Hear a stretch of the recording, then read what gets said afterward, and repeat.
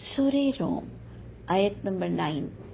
اعوذ باللہ من الشیطان الرجیم، بسم اللہ الرحمن الرحیم۔ ہماری پوری توجہ سورہ روم کی پچھلی آیتوں پہ ہونی چاہیے کہ اللہ تعالیٰ باقاعدہ بار بار وضاحت کر رہے ہیں کہ دنیا کی شکست، دنیا کی فتح اور ایک قیامت کے دن کی شکست اور قیامت کے دن کی فتح۔ آگے دیکھیں کس طرح سے بات ہوتی ہے کہ اولم یسیروا فی الارض، کیا نہیں سیر کی انہوں نے زمین میں، کیا انہوں نے ایکسپلور نہیں کیا زمین میں، فینظروا کیف کان عاقبۃ الذین من قبلہم، بس وہ نظر ڈالیں کہ کیسے ہوا انجام ان لوگوں کا جو ان سے پہلے تھے۔ یعنی آج جو رومی ہارے ہیں تو تم نظر ڈال لو بڑی بڑی قوموں پر کہ کس طرح سے وہ ختم ہوتی ہیں۔ کانوا اشد منہم قوہ، کہ وہ بہت شدید تھیں ان سے بھی قوت کے لحاظ سے، وآثار الارض، ان کے آثار آج بھی تم زمین میں پاؤ گے کہ ان کی قوت کیا تھی، آج بھی تم ان کے آثار زمین میں دیکھ سکتے ہو۔ وعمروہا، اور آباد کیا تھا زمین کو کہیں زیادہ، وعمروہا اکثر مما عمروہا، اس کے دیکھیں کچھ اس طرح سے ترجمے بھی آتے ہیں کہ آباد کیا تھا اس زمین کو بہت زیادہ اس سے جو آباد کیا تھا اس زمین کو انہوں نے۔ اور دوسرا ترجمہ یہ بھی آ سکتا ہے کہ انہیں بھی ایک عمر دی گئی تھی، یعنی باقاعدہ انہوں نے آباد کیا اس زمین کو بہت زیادہ اس سے جو انہیں عمر دی گئی، اور انہوں نے اس دنیا کو آباد کیا۔ وَجَاءَتْهُمْ رُسُلُهُمْ بِالْبَيِّنَاتِ، اب جناب آگے بات بتائی جا رہی ہے کہ قومیں کیوں برباد ہوتی ہیں کہ ان کے پاس ان کے رسول دلیلوں کے ساتھ بھی آئے۔ فما کان اللہ، لیکن اللہ کا یہ طریقہ ہے ہی نہیں کہ لیظلمہم، کہ وہ اللہ تعالیٰ فضول کسی پر ظلم کریں، ولیکن، اور لیکن اصل حقیقت بات یہ ہے کہ کانوا انفسہم یظلمون، کہ ہوتے ہیں انسان وہی اپنی ذات پر خود ظلم کرتے ہیں۔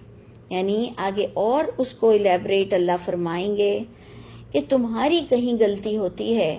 جس سے تم کو اللہ تعالیٰ اس زندگی میں بھی پٹکتے ہیں، اور یہ دنیا ہے،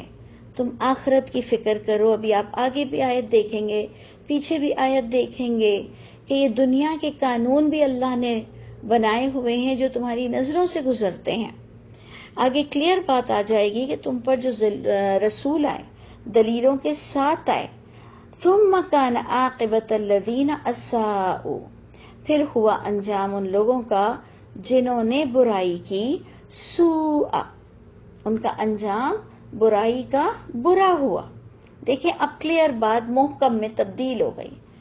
اتنی آیتیں متشابہات میں آ رہی تھیں کہ بندہ غور و فکر کرتا ہے تو الحمدللہ اللہ اس پر متشابہات کو کھول دیتے ہیں کہ اللہ فرماتے ہیں ثم کان عاقبۃ الذین اساءوا السوء، پھر ہوا انجام ان لوگوں کا جنہوں نے برائی کی، ان کا برا ہوا۔ کیا برائی خاص فوکس اللہ کرا رہے ہیں؟ ان کذبوا بآیات اللہ، یہ کہ انہوں نے جھٹلایا تھا اللہ کی آیتوں کو، وَكَانُوا بِهَا يَسْتَهْزِئُونَ، اور یہ تھے ان آیتوں کا مذاق اڑانے والے۔ یعنی اللہ کی آیتیں آپ کو اور مجھ کو کوئی سبق دیتی ہیں، ہم اس کو ختم القرآن اور ثواب کا ذریعہ بنا لیتے ہیں، بغیر سمجھے پڑھتے ہیں، قانون کی دھجیاں اڑاتے ہیں۔ اور جو پچھلا آپ کو بتایا گیا کہ جب پوچھا جائے کہ کس نے پیدا کیا آسمان زمین کو، کس نے نازل کیا پانی کو، کس نے مردہ زمین کو زندگی دی، کس نے سورج اور چاند کو مسخر کیا، تو یہ کہتے ہیں اللہ، ہماری ہی طرح لوگ ہیں، سب کچھ اللہ ہیں، لیکن باطل کی طرف جھک جاتے ہیں، اپنی دنیا کو پرائرٹی دیتے ہیں، اللہ کے اصولوں کو بھول جاتے ہیں کہ اللہ اس دنیا میں بھی پوری طرح سے مکافات عمل پر قادر ہے، اور قیامت کے دن تو مومنوں کا راج ہوگا۔ یعنی آپ دیکھیں کہ یہ کوئی پریڈکشنز نہیں ہے کہ ایک قانون ہے کہ آج تم جیتے ہو تو کل تم ہارو گے، تو کل تم ہارے ہو تو آج تم جیتو گے، یہ ایک قانون کے تحت ہوتا ہے۔ اللہ تعالی ہمیں اس کی سمجھ عطا فرمائے اور ہمیں اللہ کے غضب سے بچنے والا بنائے۔ اب دیکھیں آپ، آیت یہاں پر کلیئر کھل گئی کہ برائی کا انجام برا ہوا، اور یہ کہ انہوں نے جھٹلایا اللہ کی آیتوں کو، اور یہ کہ انہوں نے ان آیتوں کی قدر نہیں کی، مذاق اڑایا۔ اللہ یبدأ الخلق، یعنی اب ہمیں پھر بتایا جا رہا ہے کہ اے لوگوں غور و فکر کرو، اللہ نے ابتدا کی ہے ان تمام چیز کی پیدائش کی، ثم یعیدہ، پھر وہ لوٹانے پر بھی قادر ہے ان تمام چیزوں کو۔ یعنی آپ دیکھیں بار بار سورہ عنکبوت کے آخری رکوع سے ابھی جب ہم سورہ روم کو لے کے چلے ہیں، اللہ بار بار آپ کو اور مجھ کو قیامت کی طرف متوجہ کرتے ہیں کہ اس اللہ نے ابتدا بھی کی، وہی لوٹائے گا۔ تم اس دنیا پر کیوں ریچھ گئے ہو؟ تم اس دنیا ہی کی کامیابی کو کامیابی کیوں سمجھ لی ہے؟ تم نے اس دنیا کی کامیابی کو حاصل کرنے کے لیے باطل ذریعے، شرکیہ عقیدے کیوں اپنا لیے ہیں؟ تو اللہ ہی نے ابتدا کی ہے، اللہ ہی دوبارہ لوٹائیں گے، پھر اسی اللہ کی طرف تم نے لوٹ کر جانا ہے۔ ثم الیہ ترجعون ویوم تقوم الساعہ۔ اب دیکھیں دوبارہ قیامت فوکس ہو گئی کہ جس دن قائم ہوگی قیامت، یبلس المجرمون، مایوس ہوں گے جرم کرنے والے۔ اگر آپ بار بار غور کریں تو آپ کو جرم بتایا گیا، پچھلی آیت میں بھی بتایا گیا کہ ان کذبوا بآیاتنا، پھر بتایا گیا کہ اللہ کی ملاقات کا انسان کو یقین نہیں ہوتا ہے، پھر یہ بھی بتایا گیا کہ مجرم کون ہوں گے اور وہ مایوس اب کب ہوں گے؟ قیامت کے دن۔ تو دیکھیں دنیا میں ہمیں مایوس ہونے کا کبھی بھی نہیں کہا گیا کہ آخری وقت تک تم اپنے اللہ سے دوستی کر لو، وہ جو جان نکلنے کا وقت آئے گا تو پھر توبہ کو بند کر دیا جائے گا اور قیامت کے دن مایوس ہو جائیں گے مجرم۔ وَلَمْ يَكُنْ لَهُم مِّن شُرَكَائِهِمْ،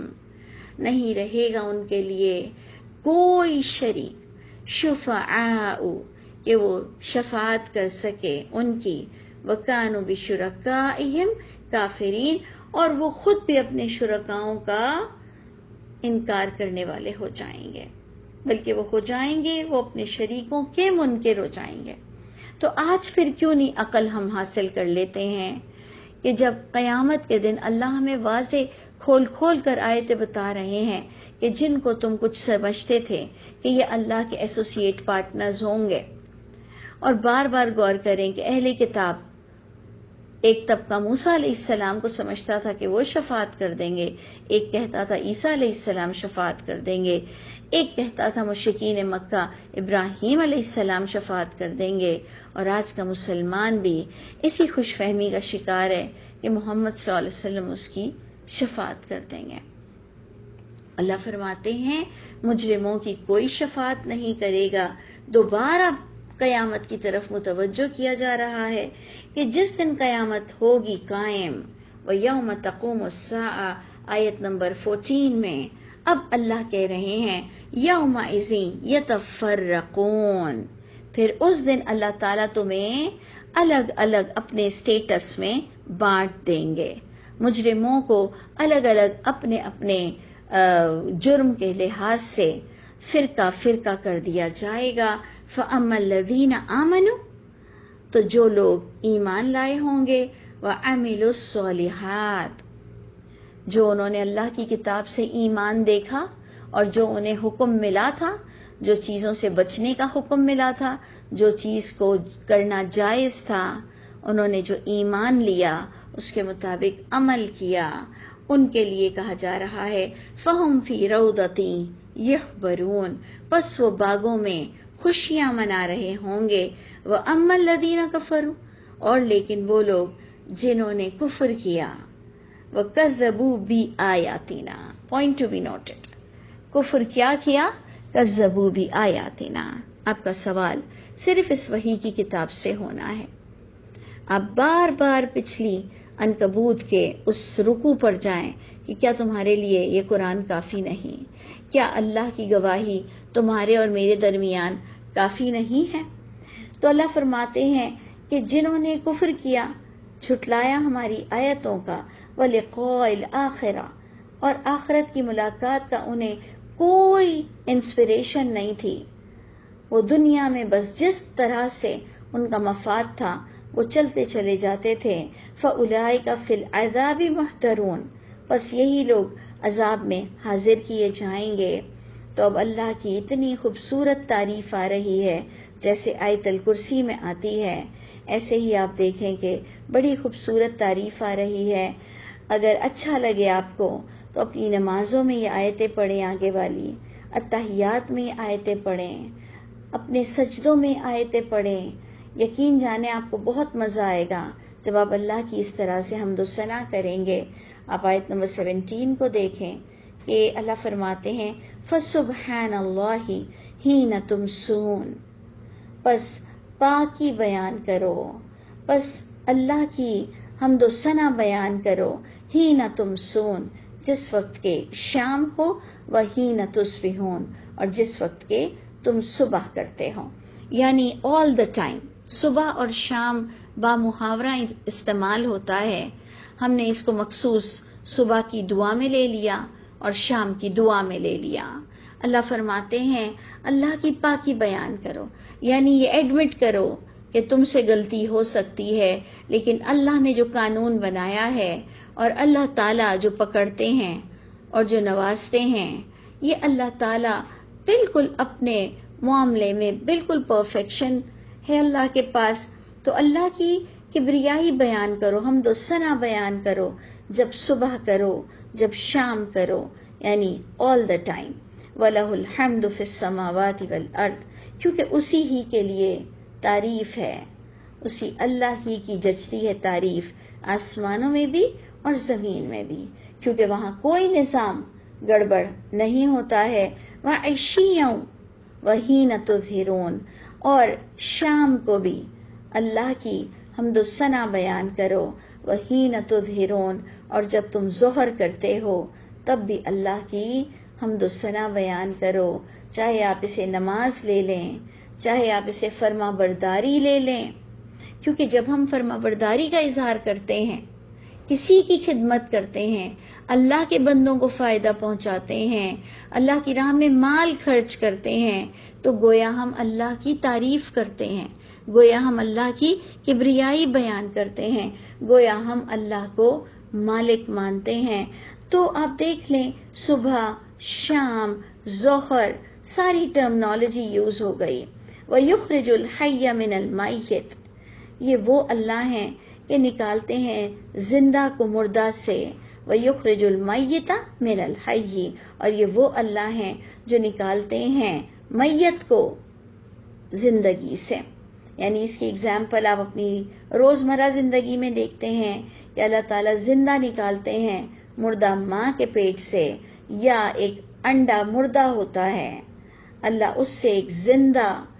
چیز کو نکالتے ہیں، اور اللہ نکالتے ہیں مردہ سے زندہ کو، اور اللہ زندہ سے مردہ کو نکالتے ہیں کہ ایک زندہ ماں کے پیٹ سے بھی مردہ نکلتا ہے۔ اور بھی بہت ساری چیزیں آپ دیکھیں گے کہ کس طرح زمین ایک ناقص پودے اگاتی ہے۔